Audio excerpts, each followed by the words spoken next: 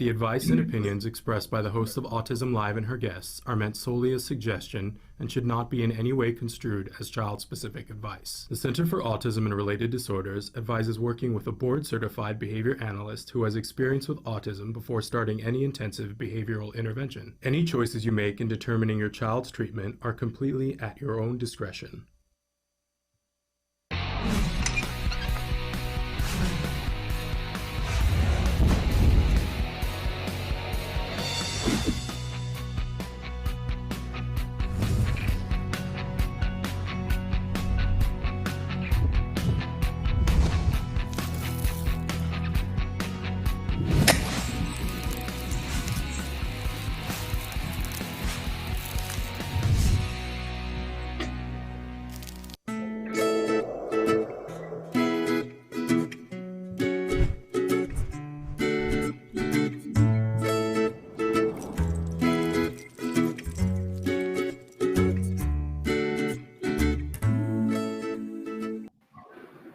Good morning, Shannon. Welcome to Let's Talk Autism with Shannon and Nancy. Good morning. I'm Shannon. And I'm Nancy. And it's so good to be here with you. We were chatting so much right before the show. Traven pretty much had to tell us, we got to start this thing. Right. We're excited to be here with you today. Today, I'm especially excited for a lot of different reasons. We got a great guest. We've got some really interesting news that I think is really fun. But it's also the last show before Mother's Day. Right. And so we want to make sure that we wish all of you a really wonderful Mother's Day. But it's also the last Let's Talk Autism before a certain person has a birthday. And so we want to start by saying happy birthday to Miss Nancy Alspaugh-Jackson. Thank you, Shannon. Who we love and adore. And I'm so grateful that you've taken another trip around the sun and done it with us, especially with all the Michigas that's been going on. I'm so grateful for you in my life. You were one of the people that I discovered in my lifeboat after my son was diagnosed with autism, and I'm forever grateful to have you in my lifeboat. You are a part of my tribe. You have been so much to so many people, Nancy. Oh, thank you, Shannon. That means so much to me. I also feel the same way about you. You are, look at that banner, how nice. You are a person that is in my tribe and one of the unexpected joys of being in the world of autism. Amen to that, sister. I remember the first time I ever, I had seen Nancy do interviews and I was intimidated. Because she can be intimidating when she's a mom on the warpath, man. She's some serious business and so intelligent, and she just knew things. And I was like, how does she know those things? I was just so intimidated. I remember seeing you on the news and just going, whoa, man, that woman is serious. And it inspired me. And then the first time I ever met you in person, we were invited to a thing where Dr. Grampiche was going to unveil skills for the first time. That's going back a ways, right? Right. And I was sitting almost directly across the conference room table from you and Gabriella Tessier, who is, one of the most beautiful women on the face of the planet. She really is. And so between the two of you, I was shaking in my shoes. I was like, what am I doing here? No, seriously. I mean, that's what I was. No need to be that is just well, I think, crazy. But I think everybody feels that way, right? I think that, but that's how I felt. I was so intimidated by the two of you because the two of you know how to dress. Right. And I was there in something that I had safety pinned together. And I'm not kidding. And you guys, were there in your outfits that I always say if the purse and the shoes are matchy, that's one thing. But if they're not matchy, but the whole thing works, that's another thing. Okay. And you guys were with the not matchy purse and shoes, but that the whole thing worked. Like it's one of those things you'd see somebody take a picture and put it on Instagram and go, how to wear it. Right.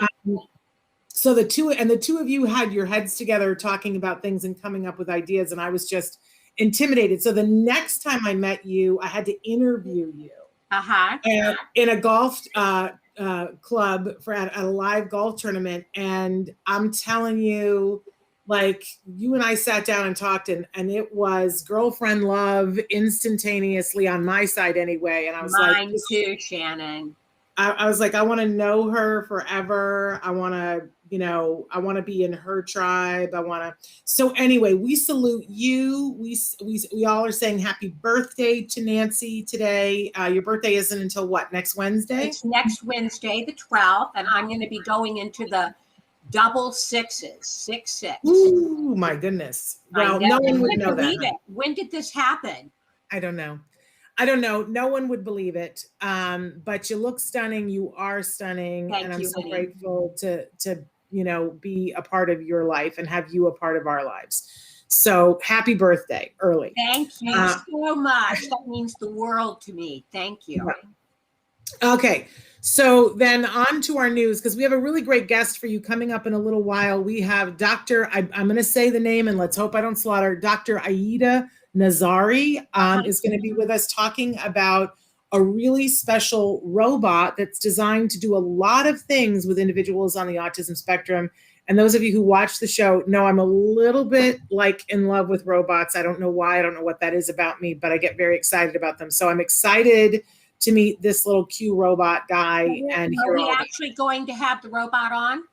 I would guess so, but I don't know that for sure. Okay. But we'll see. I hope so. I will be mortally disappointed if we don't get to talk to the robot. I'm just saying. Okay. In any case, we're saying good morning to Parker, Dakota, Suzio, who's watching from Zambia. And hopefully we're going to get to your question in just a few minutes, Suzio. Deborah, we're so happy you're here. Huma and Tite, we're so excited that you guys are all here with us this morning. We've got some news to start out with, most of which, in fact, really, all of it is good news today. How did that happen? Yes. That never happens. All good news. So let's start with those of you who watched the Academy Awards. There was a big to-do this year because Anthony Hopkins won the Best Actor, and a lot of people felt that it really should have gone to a wonderful actor that Chadwick Boseman, who lost his battle with colon cancer, who did a brilliant performance in Ma Rainey's Black Bottom. It was a really good performance. But Anthony Hopkins won it for the film The Father, and I also saw that performance, and it was also stunning. Yes. Anthony Hopkins had already won an Academy Award, so a lot of people felt like, it really should have gone to Chadwick Boseman. I thought it was particularly fabulous how Anthony Hopkins, who was too, at his age, it was too much of a risk to travel to the Oscars. Right. He wasn't there. So the next day he gave his acceptance speech online and said, I thought something really beautiful. He gave a tribute to Chadwick Boseman but was gracious about winning the award, which I thought was hitting the right mark. Well, I went to look up news this week and people were saying, isn't it wonderful that the first openly autistic actor has won an Academy Award? And I was like, what you talking about, Willis? What's that about? Yeah, when did we miss that? Yeah, apparently in 2017, Anthony Hopkins disclosed publicly that he had gone and after many years and suggestions from friends and family, had gone and gotten an actual diagnosis, that he was diagnosed as being on the Asperger ends of things, right? But that he qualifies for an autism spectrum diagnosis. You could have knocked me over with a feather. Shannon, I missed that as well. I never heard this news, so I was really happy that you shared this with me, and also you shared, or this article that you found had links to Sir Anthony's Instagram posts, and apparently he's an accomplished painter or artist in addition to being an amazing actor and really such a remarkable man. The article talked about how his ability to memorize scripts blew away Steven Spielberg, who did Armistead with him, and apparently he could memorize monologues that were 7 pages full of scripts in one take. And Spielberg called him Sir Anthony always after that, out of respect to him, because he's such a remarkable actor. And I've seen him in many things. I have not seen The Father yet, but I plan to watch that. Well, let me tell you, it's devastating. I thought that it deserved best director, but you know, I don't begrudge the Woman from Nomadland won it, and I thought that was also reasonable. I watched almost all the films this year because I wanted to, you know, it's the first time that we really could watch most of them from home, including the documentaries, and I wanted to have an informed opinion. It meant almost nothing. I disagreed because I think most of the people voting did not watch all of the films. I'll be honest with you. Everybody has an opinion and opinions are welcome. But I think if people watch the films, there were some that were just standouts. And The Father is one that should not be missed. And I will tell you that Ma Rainey's Black Bottom, I think the two performances in it were fabulous. You know, Chadwick Boseman's performance is not to be missed. And why am I going to forget her name? Someone help me. The woman who was nominated for Ma Rainey, that is a stunning performance that should not be missed. And the makeup people won for that and should have. Okay. That was like, it was like another character in the film. But I would tell you that it didn't, I'm a huge fan of August Wilson, who wrote the play that Ma Rainey's Black Bottom is based on. I don't think that the adaptation to the screen was really effective. The movie kind of faltered in some places and then it kicked in and it was great. The Father also is based on a play and it is a brilliant adaptation. It actually won screenplay for the adaptation from the play, but the direction of The Father, I'm telling you, if your breath doesn't get taken away. Davis, Shannon, our viewer just wrote in Viola Davis. Thank you. Gosh, I like sometimes I have some timers. Viola Davis She's amazing. Everything Viola does is just so spot on. I mean, I loved her ever since she did The Help. And the transformation for her to play Ma Rainey is just, I mean, it's a thing that acting students will study. But I will tell you that I watched all of the movies except I hadn't seen the United States versus Billie Holiday. That was the only one that I hadn't seen, and then I watched it a week before. And I was saying that the woman from Pieces of a Woman, again, I'm going to forget her name, but she was on The Crown originally, the original Crown. I just thought her performance was amazing. Believe me, look at me, I have some timers. The woman from Nomadland, who is a brilliant actress and wins all the time. You know, she's wonderful. But and Viola Davis was wonderful. But then I really thought that the woman from Pieces of a Woman should win, Veronica something. And then I saw the United States versus Billie Holiday, and that girl was robbed. She should have won that Oscar. There's no talking about it. If you see that movie, you will go, oh, there's just some performances that you go, no, you have to give them the Oscar for that. She was robbed. I was more upset about that than anything else. Well, that, and I loved the Octopus Is My Teacher movie. I absolutely did. But if you saw all of the films, it was not the clear winner. Right. I think it was the popular winner. I think so many people saw that film that they voted for it, the people in the Academy. And it was beautiful. It was beautiful and it was touching. But if you watched, I'm just going to tell people, go watch the other documentaries. Make sure that you watch The Mole Agent. If you don't, and especially this Mother's Day, you need to be watching The Mole Agent, and everybody needs to call their mother. If there's a whole thing in The Mole Agent about if your mother is still alive and that is a gift, I'm going to cry.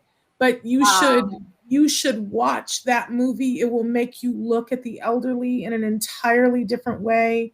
Oh, my goodness. Which movie, Shannon? Which movie are you showing? The Mole Agent. The Mole Agent. The Mole Agent, and it is all in Spanish, so you have to watch it with subtitles. It is like, I know for some people that's a hardship because it's a lot of reading. It is so worth it.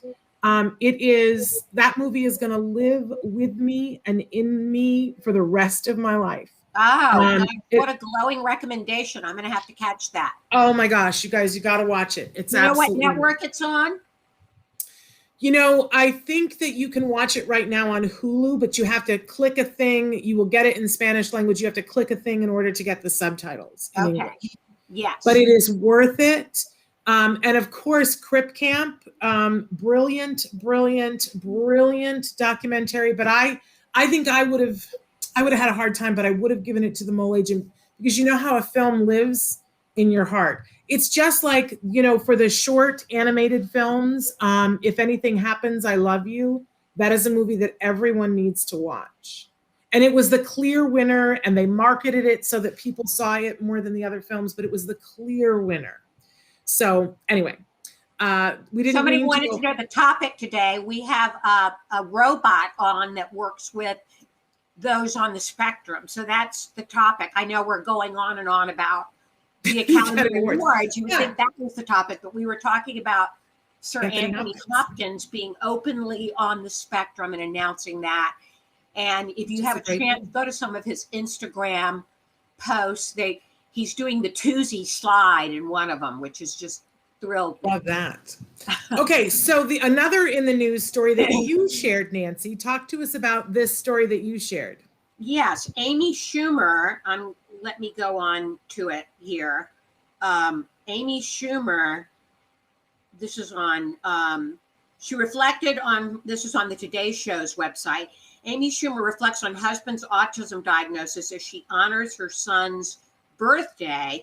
They honored the second birthday of their son, Gene, and she honored her husband, Chris Fisher, and talked about how his autism diagnosis has opened up so many for others out there. And I guess they've just been deluged with feedback ever since he came out as being autistic.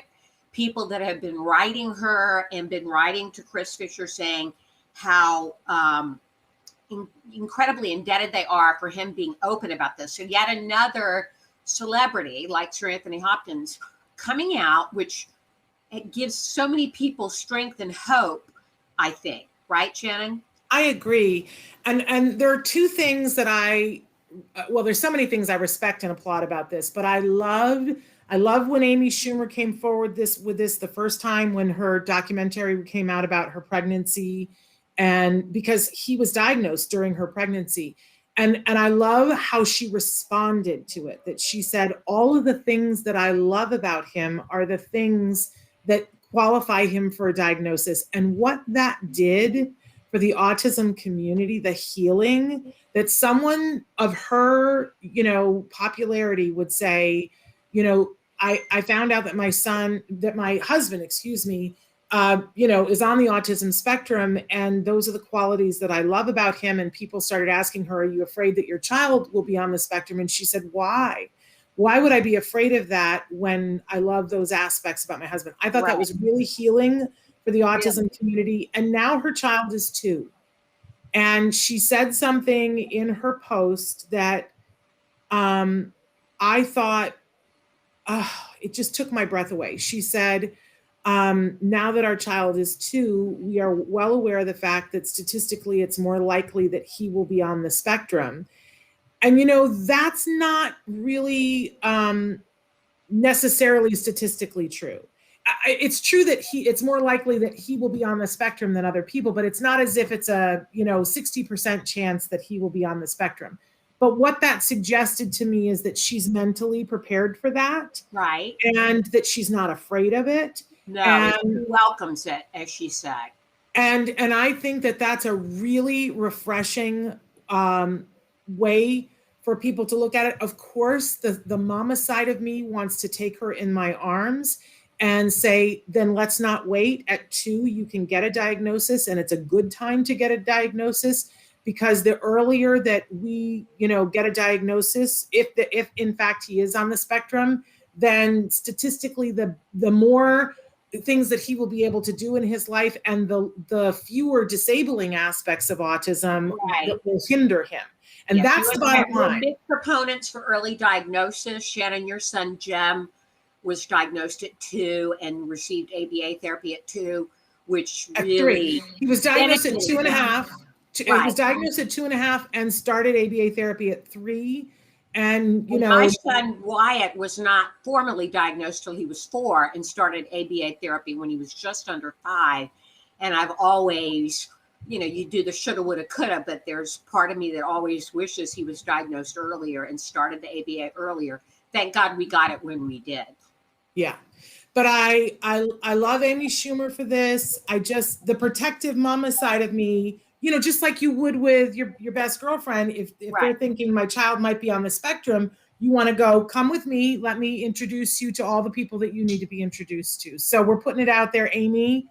If you need a couple of mamas in your corner, we're here for you. So, right, Nancy? Right. We're here for you. And we're here to give any advice we can give based on our own journeys through the world of autism. But better than that, we can introduce you to people that will, because isn't that what you needed? You needed to be introduced to the people. Absolutely. I mean, I went to a conference and heard Dr. Dorian Granpeesheh speak when my son was just about 4. He was on the cusp of turning 4. It was October before his November birthday. And I said, I had never heard about ABA. I mean, in the time that my son was initially misdiagnosed with pervasive developmental disorder instead of a full-on autism diagnosis. But nobody mentioned ABA at his special preschool. And so I heard her speak and decided I wanted that. It took about another year to get it because of various other reasons. So, and I'm laughing inappropriately, just so everybody knows, because you're being so polite, that there's a very famous thing that you said that we aren't going to share here on the air. But there's a very famous thing that Nancy said, which we'll let her share that in her book. But it was nowhere near as polite as she's making it sound. But it was like the be all end all thing that an autism mom could say. I remember that very well. So do I. It's one of the best stories. If you meet Nancy in person, not on the air, you have to ask her to tell the story because it's a good story. Okay. So, Amy, if you're watching, we're here for you. We celebrate exactly what you celebrate. We are some people who love some people on the autism spectrum and love them exactly the way they are.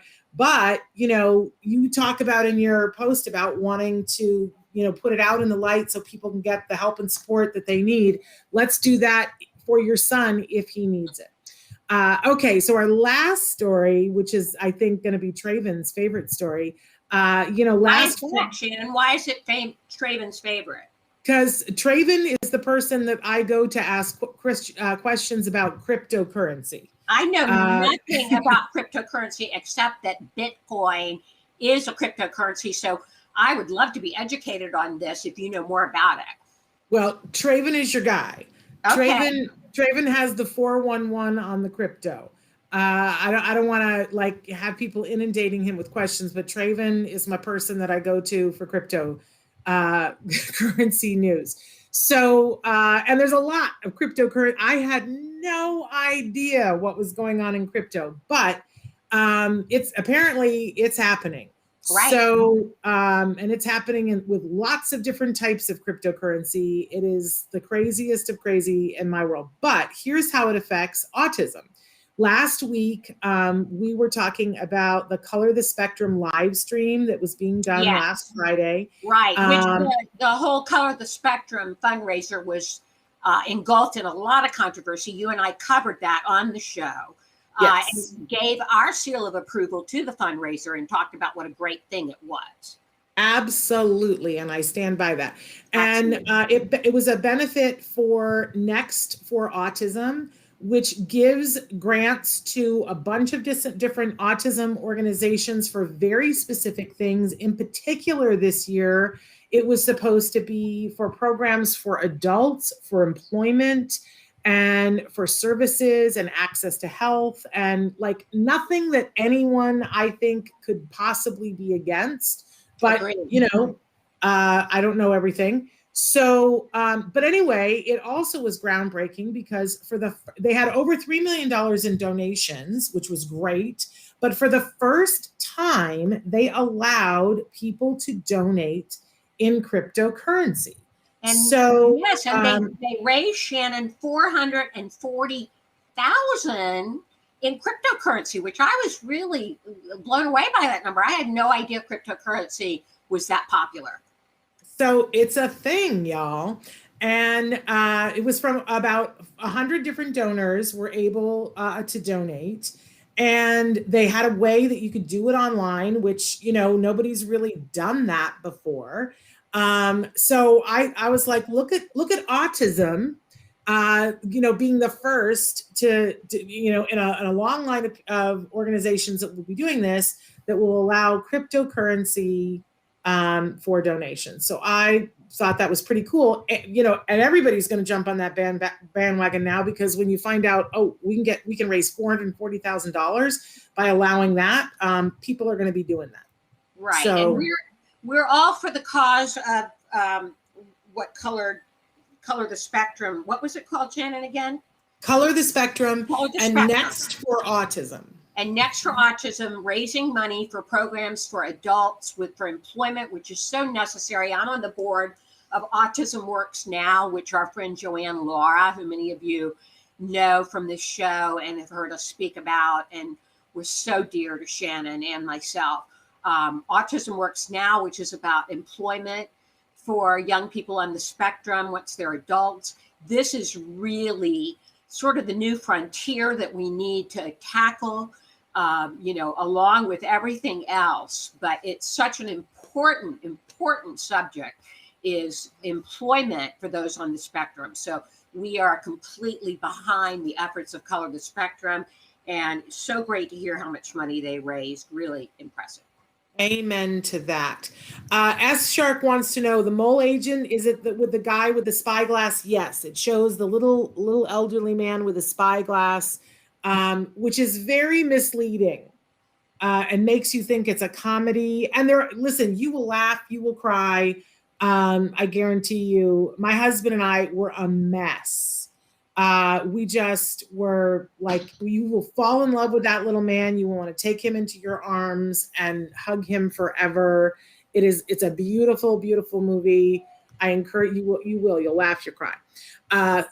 So look at that. I didn't intend to be pushing the mole agent, but it was so good.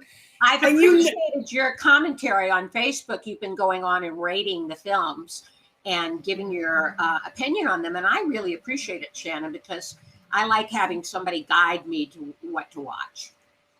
Yeah, well, my opinion is my opinion, but, but there are things that I like and there are things that are confusing to me. There were a lot of good films this year.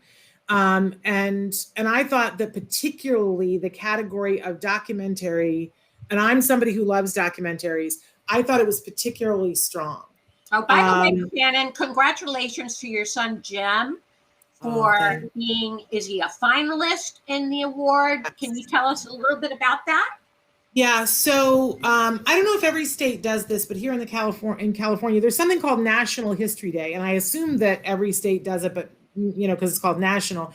But so students are allowed in junior high and high school, there's different categories. They can compete in these different categories. Like you can write a paper, you can do a performance, you can make a documentary, you can do all kinds of things. So you can do it as a group or as an individual. And at my son's school, they encourage group documentaries. Last year, he made a group documentary and it won an award at his school, but it didn't make it to the regional. It didn't win an award in the regionals.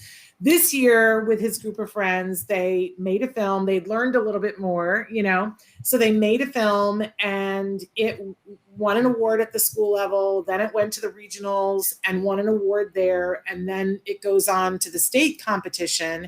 And now at the state competition, it's gone through the first round and it is now a finalist for an award at the state level. And the awards is this Saturday.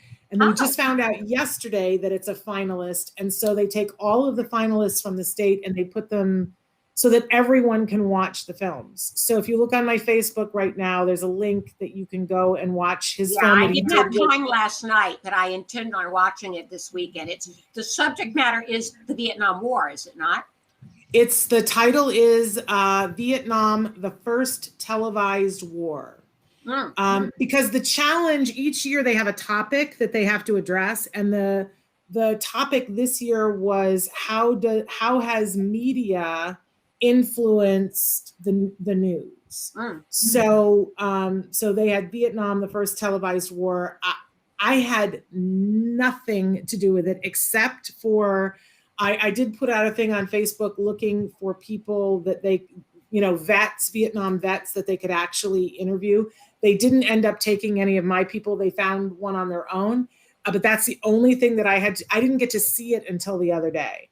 So, for high school students, I think I was impressed. But there you can look at the other ones as well, and to look at the topics that these kids are doing in high school, it gives me hope for the future. Really fantastic. And once again, congratulations to Jem for you. that. That's really impressive, Shannon. And it is Facebook page and find a link so if anybody wants to watch that. It was something that for 4 years he was wanting to be a junior and a senior so he could compete. So it's very exciting that, that he's doing so well. But our guest is waiting. Okay. I see a robot.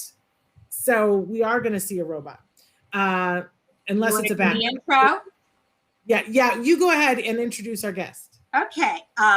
Now we are joined by Dr. Aida Nazari. She's a medical doctor and the co-founder and chief operating officer at LuxAi. I hope I'm pronouncing that, or LuxAi, who is an innovative company specializing in developing disruptive technologies for health and education of children with autism and special needs. So we're very excited to have Dr. Nazari with us. Thank you, Dr. Nazari. Welcome to the show.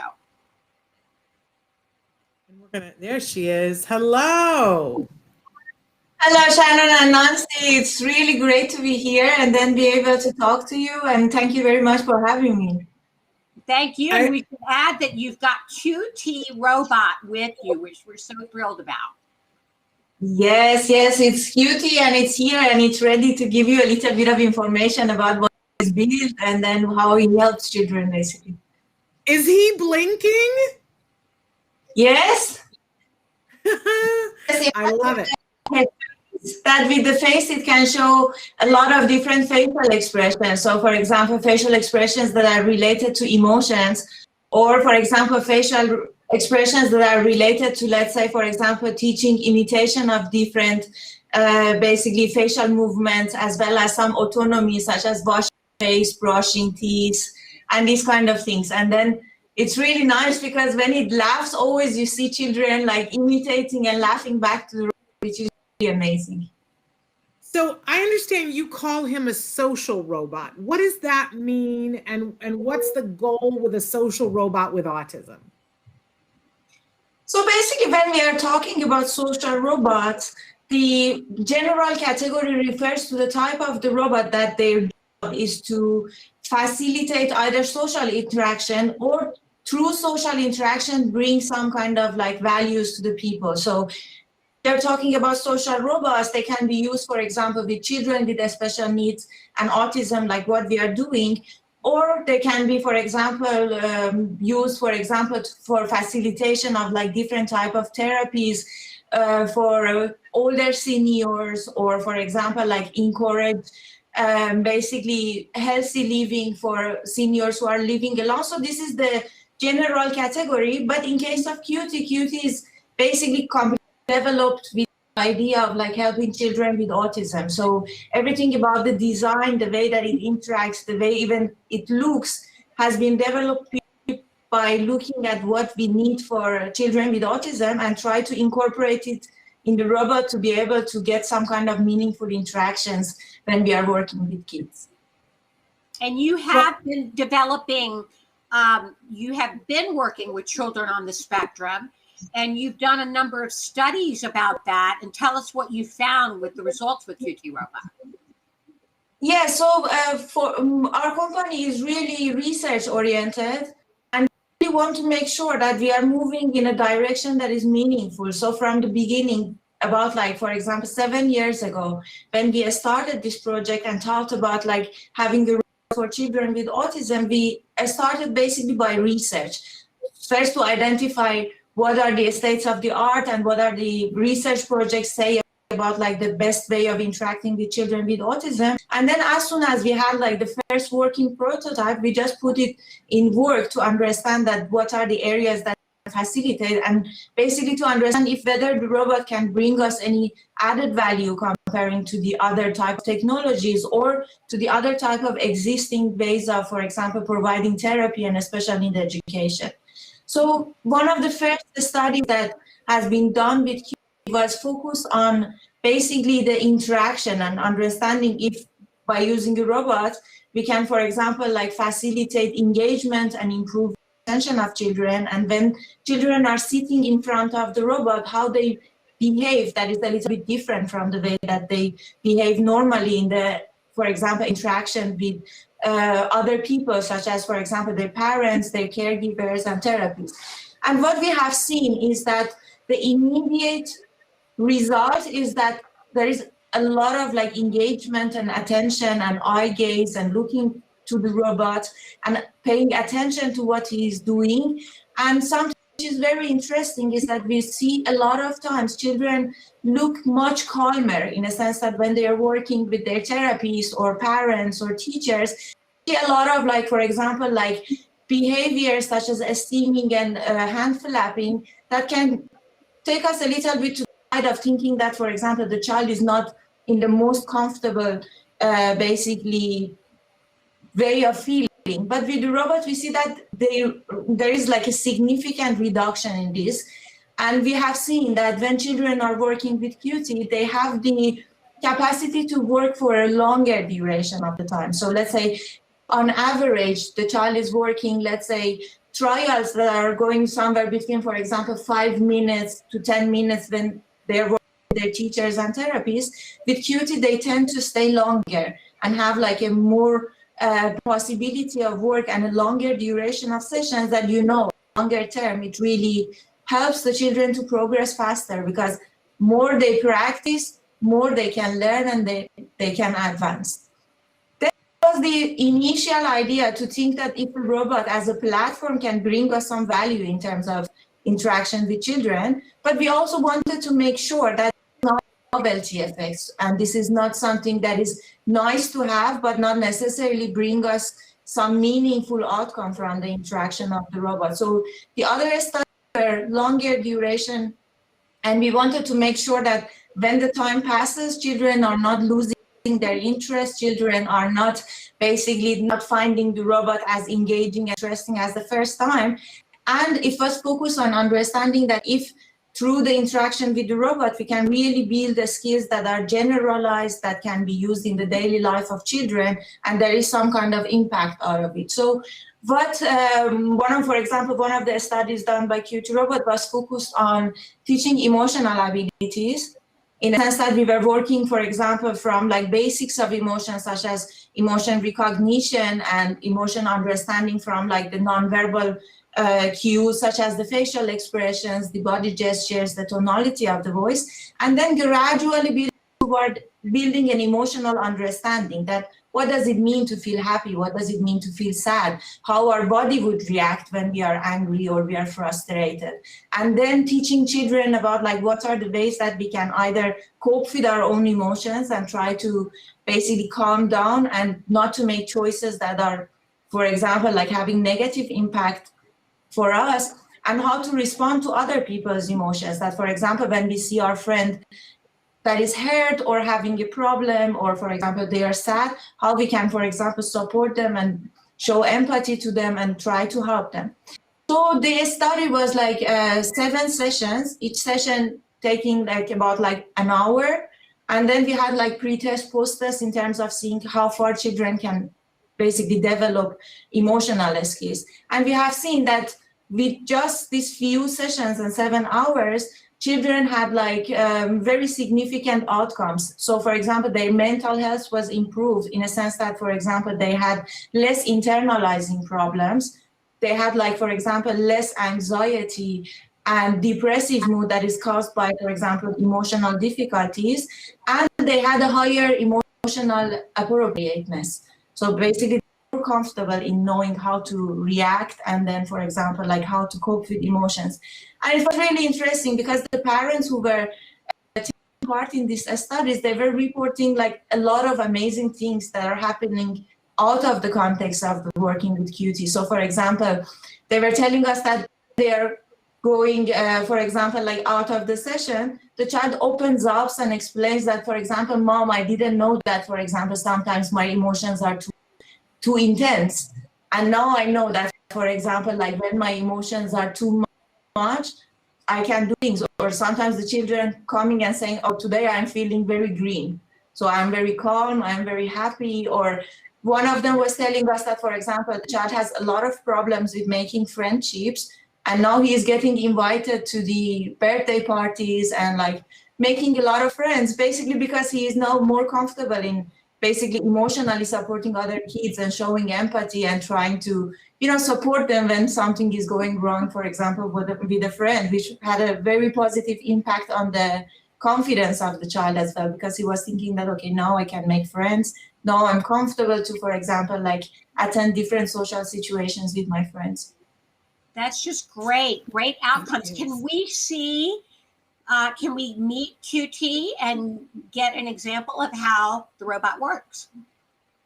Yes. So when it comes to QT, basically the idea is that like every single activity that we are doing is a game.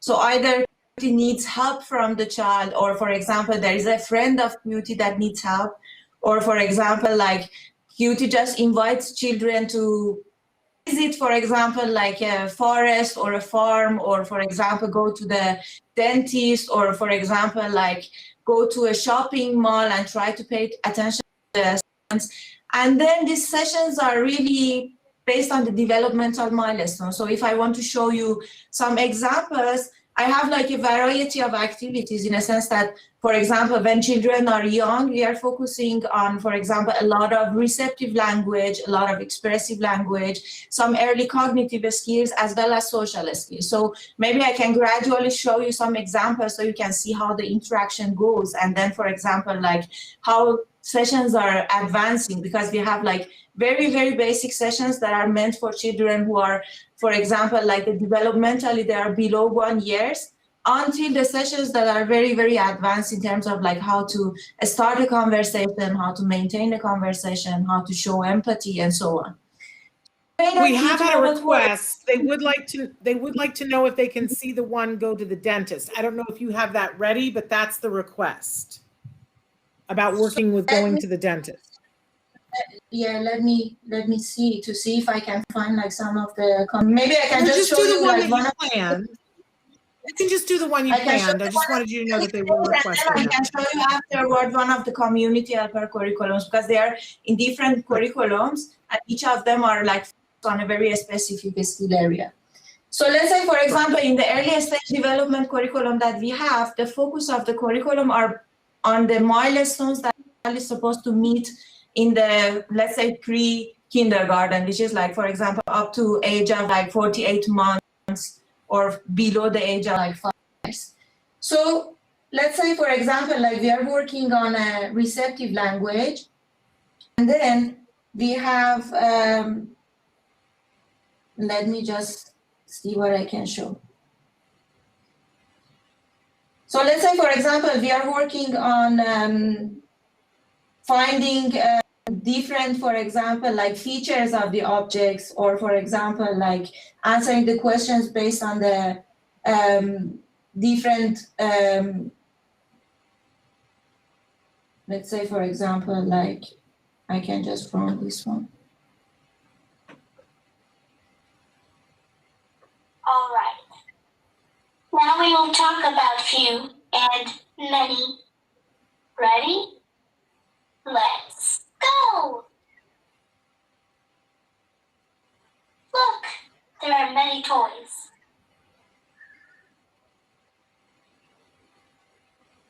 Look, we can see many toys. Show me many. So then this is, for example, like a vocabulary building session that focuses on, for example, discrimination of few and many. How it works is that, for example, QT robot only focuses on many first. Then when the child practices it a lot and then be able to fluently answer, then it goes to the few. And then after practicing few, then we will have like a mix of few and many to discriminate from them. And then, for example, we have a lot of different type of like visuals appearing. So here we are working on many. So then we choose the one that is with many. Mm-hmm. So it reinforces them. Many toys. Let's see if we can many from few. Show me many pigs. So, for example, like when we are working with the child, I want to tell you through the process of the development, because like, for example, like we don't know if the child is, for example, able to discriminate and answer correctly or not. So when the child is not able to answer correctly, instead of, for example, reinforcement that we see as like, for example, like a smile and like showing a happy gesture and saying something very motivating. Show me many pigs. Then QT robot would be able to repeat the question, and then this time repeats the question with a visual prompt. So then we have like the visualization of the many, such as, for example, like pigs, cards, and like visual boards. And then we have like, for example, like a visual green highlight on the correct answer. So in this way, the child would be able to identify, for example, which is the correct answer. Right. There are many pigs. Match the same.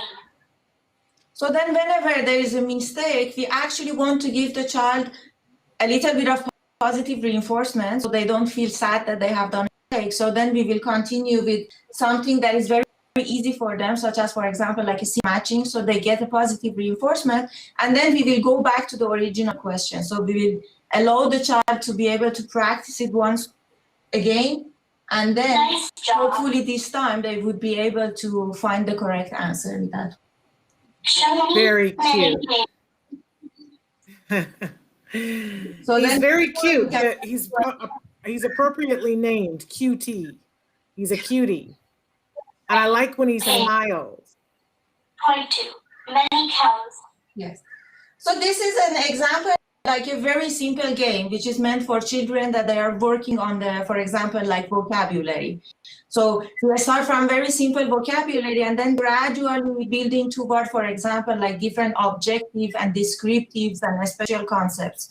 And then we practice the same type of basically vocabulary. This one was, for example, like a receptive. The other one works on the same materials, but in an expressive format. Or, for example, we have some cognitive or social skills that are using the same material. So our goal here is to allow the child to practice not only in one situation and with one type of example, like directions and visuals, but to practice it in different scenarios. So hopefully it will help them to be able to generalize their skills. So this is the same thing, for example, for emotions. So let's say we'll use a lot of different pictures of the emotions, and then every time we are changing the style of the game, so the child will be able to, for example, sometimes help people, sometimes, for example, like help QT, or sometimes just, for example, like it's in the basically situations that the QT is telling, so they have to guess what is the emotional outcome. So all in all, everything is game, but the games that are really focused on a very, very specific and niche area that allows practicing a very, basically a specific area of competences. So Dr. Nazari, I know that you have been working with these robots in very specific environments like schools and centers, and that you're getting ready now, that you've now launched it so that people can get access not through an institution. Somebody's written in and said, how can a person like me in a third world country access such wonderful technology, knowing that they're probably expensive but might be of help to their son? So talk to us a little bit about where you've been doing it, how that has happened, where QT can be found in the world, and now if we as private citizens can get it, how that would work. So basically, for us, it was really important to make it accessible for parents, because I really believe that we really need to have a structure that the parents can contribute, because more practice that we have and more frequent and consistent practice that we have is basically impacting the outcome completely, like differently. So since the beginning, we were hoping to make it available for parents, but we wanted to make sure that we are confident that the robot is working, that the content is validated, different professionals with different children, and also there is enough content that the parents would be able to go through years and have, like, for example, like the robot being something useful that can work for several years for the children as the child is growing. Since 1 year ago, we actually had the initial beta testing with the first children. And then what happened was that we had like the pandemic happening. So when we had, like, for example, robots with the beta testers for example, like a few weeks, the pandemic happened. And then the result was that basically QT was the only thing that the parents had in hand. So we had the opportunity to observe QT for the past year and then see how children basically can develop skills while they're at home just by having very short sessions of the robot, but very frequently and very consistently. So based on the child, like 15 minutes, 10 minutes to, for example, 1 hour each night. And we have seen that it really brings a lot of value. So for us, it's very important to make it something that is not a burden on the family, but is bringing value, because we know that having a child with autism and a special need already puts a lot of pressure on the family. So what we have done in the past year was trying to really minimize the cost of the robot and make it in a way that is accessible for parents, not more than a cost of, for example, like imagine QT as a laptop, so it's quite equal to the price of a laptop. And then what we have done is that specifically for the parents, we have introduced a monthly payment. So instead of, like, for example, having the parents pay a considerable amount of money at the beginning, we have broken the cost into monthly fees. So this monthly fees, which is really about, like, for example, let's say it's comparable to having, like, for example, 1 hour of like activities, privately paid activities for the child each month. They can have the robot, they can have like the basically access to all the curriculums and materials, and they can also have access to the reporting and monitoring and suggestions that what would be the developmentally appropriate activities for the child. And also on top of this, in this monthly fee, there is 1 hour of basically support included. That, for example, in our team, we have like board certified ABA therapists, and we have, like, for example, special need educators and cognitive, basically specialists in the area of like a childcare. And then we have like monthly meetings with the parents, because we want to make sure that they are working on the skills that are, as I said, age appropriate. The child has, like, for example, like the pre-requirements, so they are able to basically work with the robot, and also to support them to make sure that, for example, like they are able to generalize their skills, because it's not just working with the robot, but let's say if you are working on a vocabulary, if you are working on a listener skill or a social skill, it's very important that the parents are confident and knowing what type of activities they can do parallel to QT that increases the chance of the child generalizing this skill. So at the end of the day, to just summarize everything, just consider QT, the platform, as a price of a laptop, and then the price of the support and the software and the progress monitoring, something equal to having, for example, like 1 to 1.5 hours of extra support for the child. So I really believe that this is something that is not really pressuring a lot of parents to have access to a technology that can be helpful for the home setup.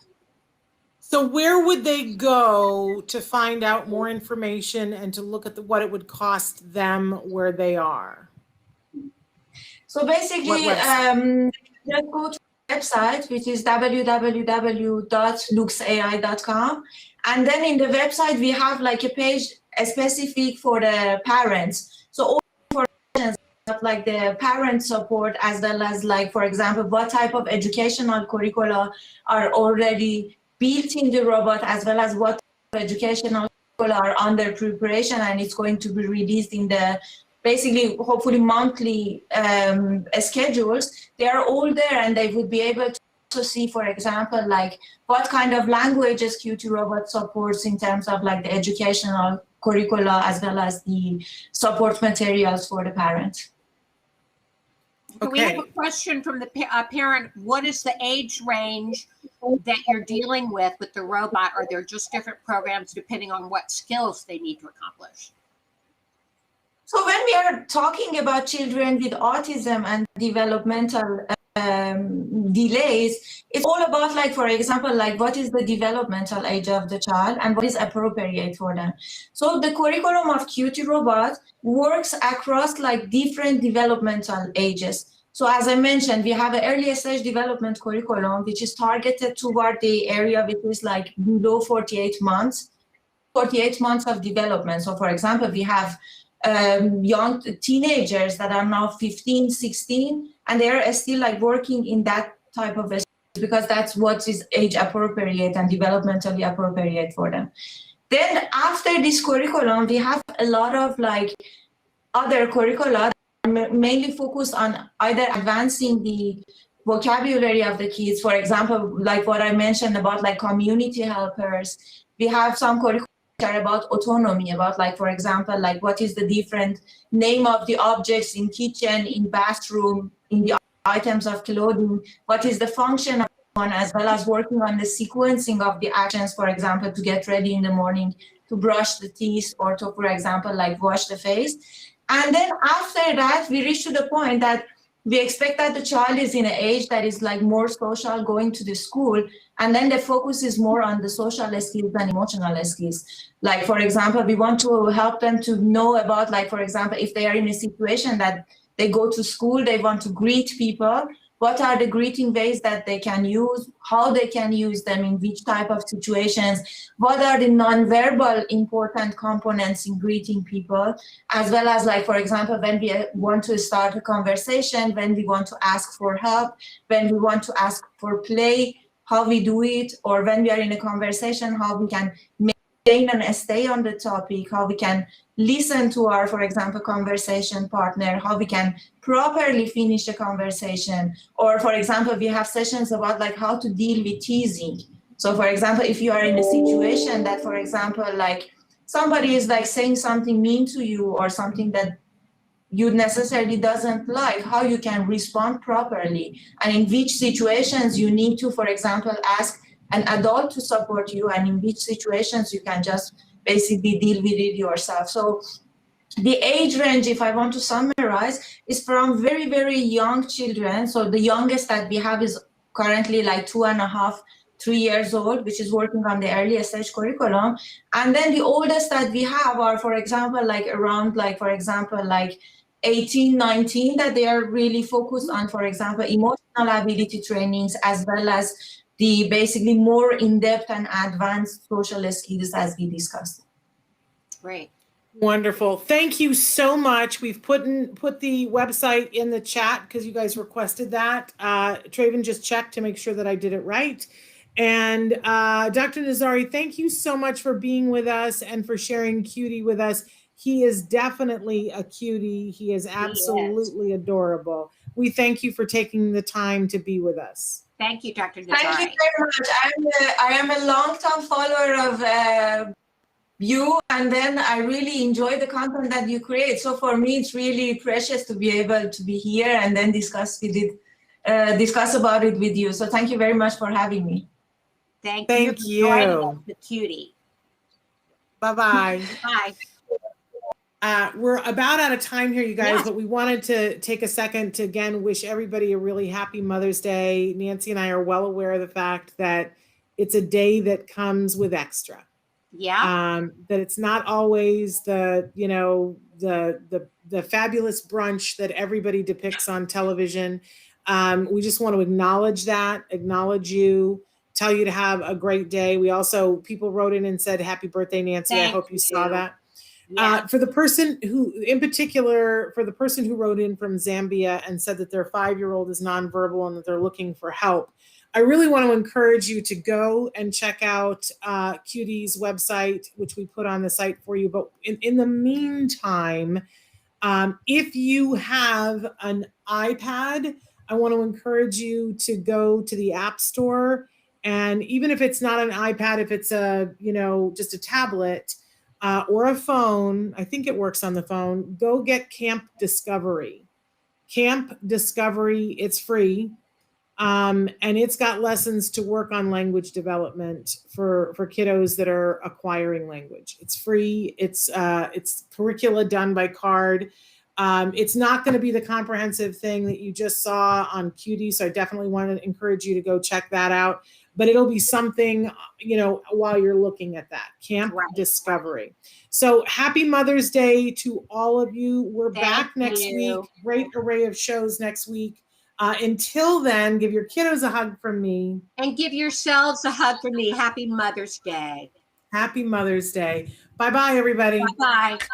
For now.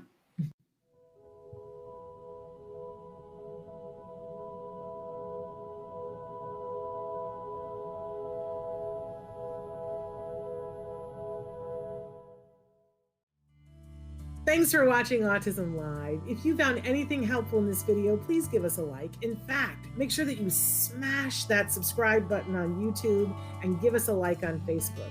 You can also follow us on Twitter and on Instagram for important updates. And please download our free podcast wherever you get your podcasts. Thank you so much. See you next time.